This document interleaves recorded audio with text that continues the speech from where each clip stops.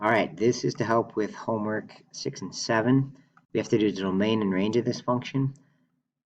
So domain, all right, represents all the values that are possible for x. And there's a couple different ways to think of it. Like visually, x pretty much goes from -4 here to 4, right? However, because of these arrows, we have to imagine that the graph continues all the way to the left and all the way to the right. All right, and when this happens, we say that the domain is all real numbers because it just goes forever, and x can be really any positive or negative number, so it's all real numbers. Okay, and then the range, how the range works is for y-axis, range is the y values that are possible. We start at 0 and then go up. So we say that the range is y numbers greater than or equal to 0, because we start at 0 and then go above it.